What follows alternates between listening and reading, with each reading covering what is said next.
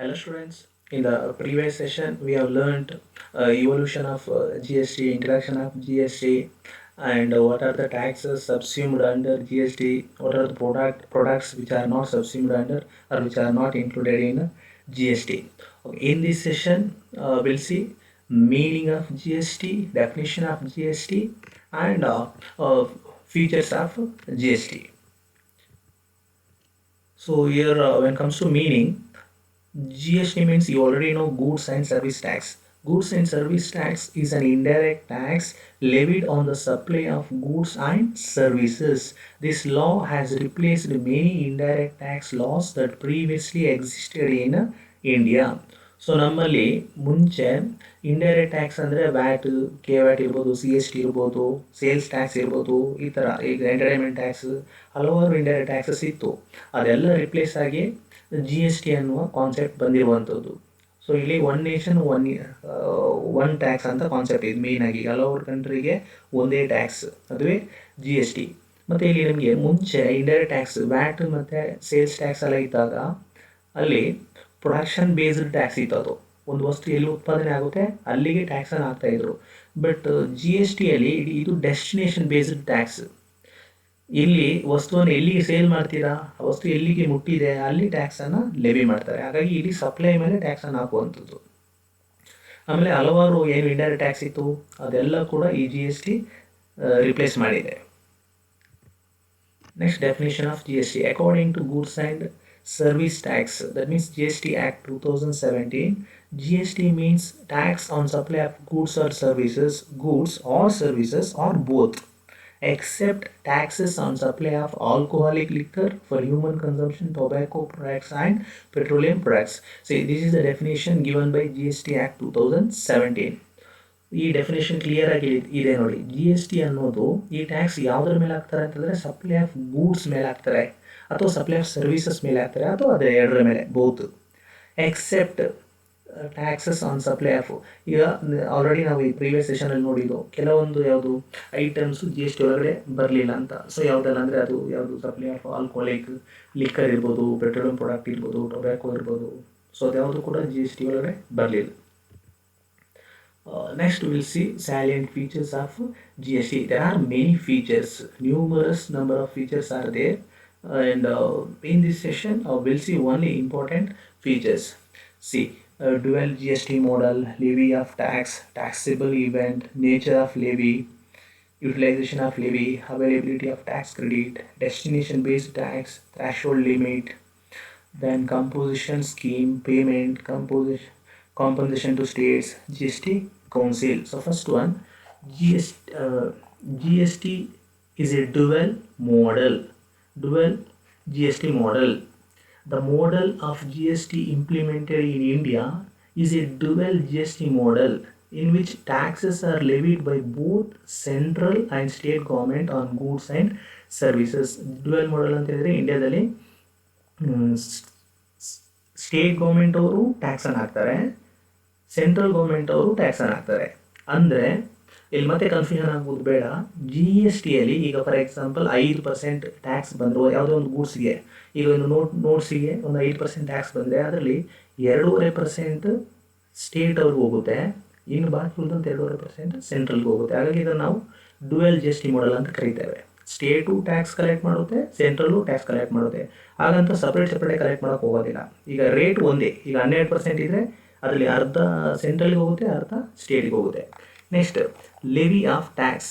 The state G S T or S G S T and the central C G S T shall be levied on the all the transaction of goods and services ಕಾನ್ಕರೆಂಟ್ಲಿ.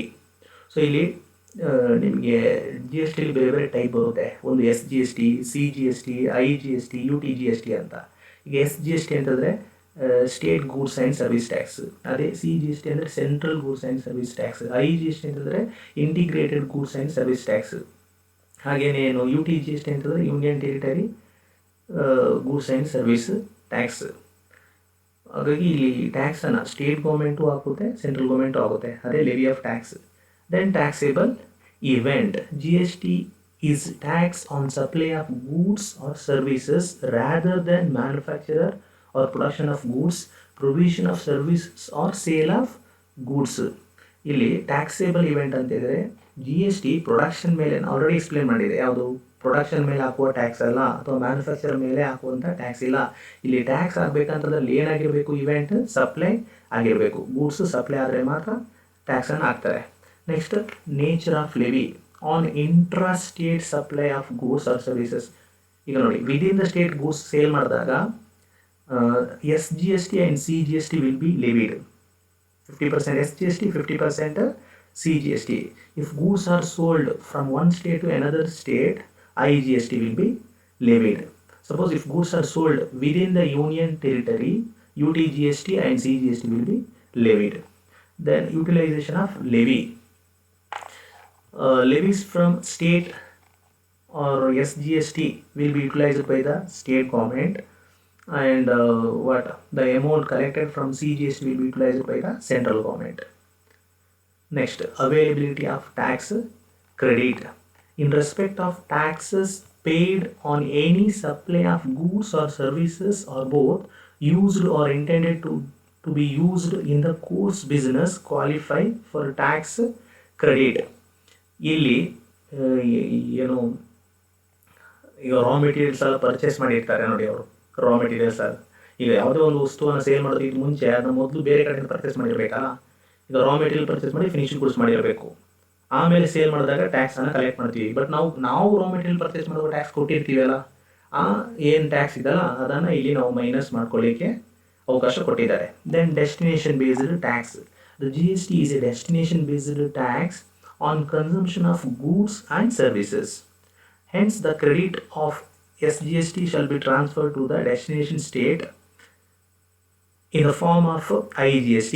IGST will be imposed on all interstate transactions. So, ಈಗ already explain ಮಾಡಿದ್ದೀನಿ. Destination based tax ಅಂತಂದರೆ ಇಲ್ಲಿ ಟ್ಯಾಕ್ಸನ್ನು ಯಾವಾಗ ಯಾರಿಗೆ levy ಮಾಡ್ತೀವಿ ಅಥವಾ ಯಾವಾಗ levy ಮಾಡ್ತೀವಿ ಅಂತಂದರೆ ಒಂದು ಗೂಡ್ಸನ್ನು ಸೇಲ್ ಮಾಡಿದಾಗ ಮಾತ್ರ, ಸಪ್ಲೈ ಮಾಡಿದಾಗ ಮಾತ್ರ.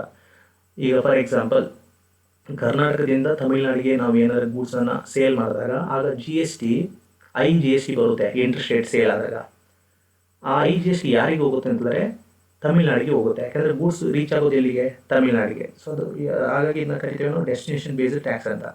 Then threshold limit. There is a taxable limit for aggregate turnover at presently 40 lakhs for special category states and 20 lakhs for rest of the states. ಈಗ ಇಲ್ಲಿ ಜಿ ಎಸ್ ಟಿಯಲ್ಲಿ ಥ್ರಾಶ್ ಹೋಲ್ಡ್ ಲಿಮಿಟ್ ಇದೆ. ಕೆಲವೊಂದು ಈಗ 2 type of state ಇದೆ ಇಂಡಿಯಾದಲ್ಲಿ. ಒಂದು special category state ಅಂತ ಕರಿತೀವಿ, ಇನ್ನೊಂದು ಉಳಿದಿರುವಂಥ ರೆಸ್ಟ್ ಆಫ್ ದ ಸ್ಟೇಟ್ಸ್. ಈ ನಾರ್ತ್ ಈಸ್ಟ್ ಬರುತ್ತೆ ನೋಡಿ, ಅರುಣಾಚಲ್ ಪ್ರದೇಶ್ ಇರ್ಬೋದು, ಮಿಜೋರಾಂ ಇರ್ಬೋದು, ಮಣಿಪುರ್ ಇರ್ಬೋದು, ಇದೆಲ್ಲ north East India, north East state ಅಂತ ಕರಿತೀವಿ ಇದನ್ನು. ಅದೆಲ್ಲ ಏನು ಉತ್ತರಾಖಂಡ ಎಲ್ಲ ಬರುತ್ತಲ್ಲ, ಈಗ ಉತ್ತರಾಖಂಡ್ ನಾರ್ತ್ ಈಸ್ಟ್ ಅಲ್ಲ, ಬಟ್ ಅದರ ಸ್ಮಾಲ್ ಸ್ಟೇಟ್. ಈ ಏನು ಸಣ್ಣ ಪುಟ್ಟ ಸ್ಟೇಟ್ಗಳಿದೆ ಆ ಎಲ್ಲ ಸ್ಟೇಟ್ಗಳಿಗೆ ಥ್ರಾಶ್ ಹೋಲ್ಡ್ ಲಿಮಿಟ್ 40 lakh. ಅದು ಬಿಟ್ಟು ಉಳಿದಿರುವ ಎಲ್ಲ ಸ್ಟೇಟ್ಗಳಿಗೆ 20 lakh. And next one is composition scheme. The GST law provides a composition scheme for small dealers to opt for composition scheme where their turnover is less than 1.5 crores. ಈಗ ಈ ಕೆಲವು ಸಣ್ಣ ಪುಟ್ಟ suppliers ಇರ್ತಾರೆ ನೋಡಿ, ಸಣ್ಣ ಪುಟ್ಟ ಬಿಸ್ನೆಸ್ ಮ್ಯಾನ್, ಅವರಿಗೊಂದು ಆಪ್ಷನ್ ಇದೆ. ಅವರು ಕಾಂಪೋಸಿಷನ್ ಸ್ಕೀಮನ್ನು ಆಪ್ಟ್ ಮಾಡ್ಬೋದು. ಕಾಂಪೋಸಿಷನ್ ಸ್ಕೀಮ್ ಯಾರು ಮಾಡ್ಬೋದು ಅಂತಂದರೆ, ಒಂದು ವರ್ಷದಲ್ಲಿ 1.5 ಕೋಟಿಗಿಂತ ಸೇಲ್ಸ್ ಯಾರ್ದು ವ್ಯವಹಾರ ನಡೆಯುತ್ತೆ ಅವರೆಲ್ಲ ಕಾಂಪೋಸಿಷನ್ ಸ್ಕೀಮ್ನ ಆಪ್ಟ್ ಮಾಡ್ಕೋಬೋದು. ಅವರಿಗೆ ಏನು ಟ್ಯಾಕ್ಸ್ ರೇಟ್ ಬರೀ 1% ಬರುತ್ತೆ. ಜಿ ಎಸ್ ಟಿ ಅವರಿಗೆ 5%, 12% ಅಂತ ಏನು ಬರಲ್ಲ, ಬರೀ 1% ಬರುತ್ತೆ. And next one is payment system of electronic cash ledger and electronic ITC ledger is introduced for the payment of tax. Tax can be deposited by internet banking, NEFT, RTGS, debit, credit and over the counter. So ಇಲ್ಲಿ ನಮಗೆ ಈ ಟ್ಯಾಕ್ಸ್ನ ಗೌರ್ಮೆಂಟ್ಗೆ pay ಮಾಡಲಿಕ್ಕೆ ಬೇರೆ ಬೇರೆ ರೀತಿಯಾದಂಥ ಸೌಲಭ್ಯವನ್ನು ಕೊಟ್ಟಿದ್ದಾರೆ. ಒಂದು ಸಾಫ್ಟ್ವೇರ್ ಇದೆ, ಜಿ ಎಸ್ ಟಿ ಇದೆ. ಸಾಫ್ಟ್ವೇರ್ ಮುಖಾಂತರ ನಾವು ಪೇ ಮಾಡ್ಬೋದು, ಇಲ್ವಾ ಇಂಟರ್ನೆಟ್ ಬ್ಯಾಂಕ್ ಮುಖಾಂತರ ಪೇ ಮಾಡ್ಬೋದು, ಗೌರ್ಮೆಂಟಿಗೆ ನೆಫ್ಟ್ ಮಾಡ್ಬೋದು, RTGS ಮಾಡ್ಬೋದು. ಈ ರೀತಿ ಹಲವಾರು ವ್ಯವಸ್ಥೆಯನ್ನು ಮಾಡಿಕೊಟ್ಟಿದ್ದಾರೆ. then compensation to states. Suppose due to implementation of this GST, if state government suffers any loss, then central government they will compensate that loss to the state government.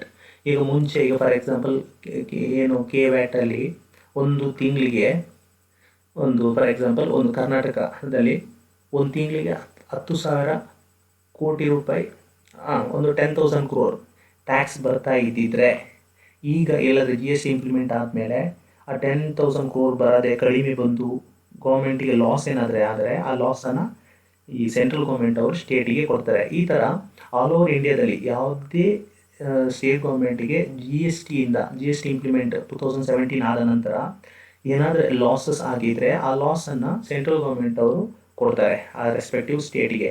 ಇದು ಎಷ್ಟು ವರ್ಷ ತನಕ ಕೊಡ್ತಾರೆ ಅಂತ ಹೇಳಿದರೆ, ಫಸ್ಟ್ 5 years ತನಕ ಕೊಡ್ತಾರೆ.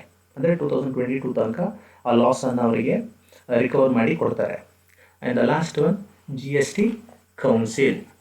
Okay, here to monitor all these GST rules and regulations, there is one council is called GST Council. The council is a quasi-judicial body of state and the center, represented by the state finance ministers or taxation ministers and the finance minister of India. The key role of this council is to make recommendations on various provisions of GST laws to the state and the center. So ಇಲ್ಲಿ GST council ಅನ್ನೋದು ಇದೊಂದು separate body. ಇದರಲ್ಲಿ ಎಲ್ಲ state ಗೌರ್ಮೆಂಟ್ದು finance minister ಇರ್ತಾರೆ, ಆಮೇಲೆ central ಗೌರ್ಮೆಂಟ್ದು finance ministers ಇರ್ತಾರೆ. ಮತ್ತು ಇದು ಯಾಕೆ ಅಂತೇಳಿದರೆ, ಈ ಎಲ್ಲ GSTಗೆ ಸಂಬಂಧಪಟ್ಟಂಥ ರೆಕಮೆಂಡೇಷನ್ಸ್, ಪ್ರೊವಿಷನ್ಸ್, ರೂಲ್ಸ್, ರೆಗ್ಯುಲೇಷನ್ಸನ್ನು ತರಬೇಕಂತೇಳಿದರೆ ಈ ಕೌನ್ಸಿಲ್ ಮುಖಾಂತರನೇ ಮಾಡಬೇಕಾಗುತ್ತೆ. ಈ ಕೌನ್ಸಿಲಲ್ಲಿ ಸ್ಟೇಟ್ ಗೌರ್ಮೆಂಟ್ಗೂ ಪವರ್ ಇರುತ್ತೆ, ಸೆಂಟ್ರಲ್ ಗೌರ್ಮೆಂಟ್ಗೂ ಪವರ್ ಇರುತ್ತೆ. ಹಾಗಾಗಿ ಇಬ್ಬರು ಸೇರಿ ಯಾವುದೇ ಡಿಸಿಷನ್ ತೊಗೋಬೇಕಂತೇಳಿದರೆ ಇಬ್ಬರ ಒಪಿನಿಯನ್ ಕೂಡ ಅಗತ್ಯ. ಬರೀ ಸೆಂಟ್ರಲ್ ಗೌರ್ಮೆಂಟಿಂದ ಏನು ಸಪ್ರೇಟಾಗಿ ಏನು ಡಿಸಿಷನ್ ತೊಗೊಳಿಕ್ಕಾಗಲ್ಲ, ಸ್ಟೇಟ್ ಗೌರ್ಮೆಂಟಿಂದನೂ ಸಪ್ರೇಟ್ ಡಿಸಿಷನ್ ತೊಗೊಳಿಕ್ಕಾಗಲ್ಲ. ಮತ್ತು ಈ GST ಕೌನ್ಸಿಲ್ ಅನ್ನೋದೇ ಸಪ್ರೇಟ್ ಕಾನ್ಸೆಪ್ಟ್. ಮುಂದೆ ಬರುವಂಥ ಸೆಷನಲ್ಲಿ ನೋಡುವ ಅದನ್ನು. So this are all the various features of GST. Thank you.